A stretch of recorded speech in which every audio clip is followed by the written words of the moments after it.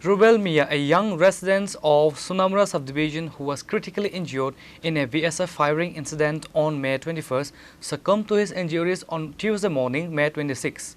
He passed away while undergoing treatment at the Govind Balapan Hospital in Agartala.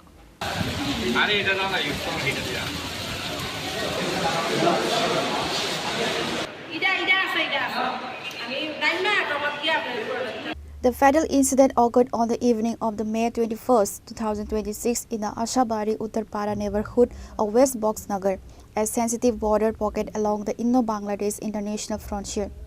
According to family members and local residents, the shooting took place when Rubel was walking toward a neighborhood mosque located near his house to offer his evening prayers.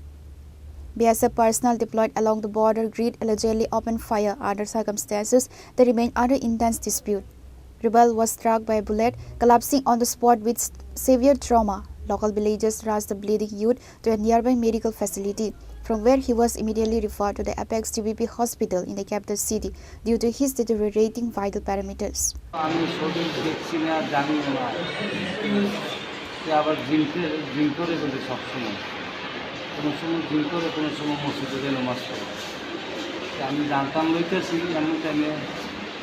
মানে বললাম মানুষের দিকে দাম লই উদাহরণ মধ্যে বহুত নাম উঠেছে একটু ঘরে কই যাবো তোমার ভিতরে গুলি করছে হাসপাতাল নিয়ে গেছে কি গুলি করবো সে তো দেখে না মনে হয় ভাই সে তো ওই যে জিঙ্ক কোম্পানি গেছে আর জিঙ্ক করতে বললে আমি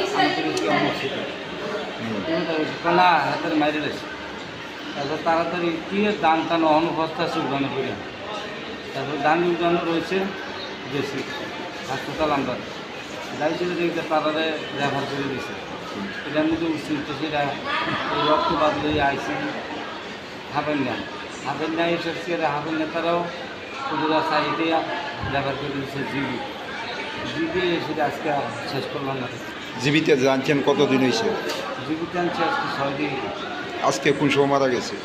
আজকে 10টা 10:30টার সময়। এমনিতে গুলি যে লাগছিল মানে কোন জায়গাতে লাগছিল? গুলিটা লাগছিল আপনার পিছের এই সাইডটার মধ্যে বাম সাইডে।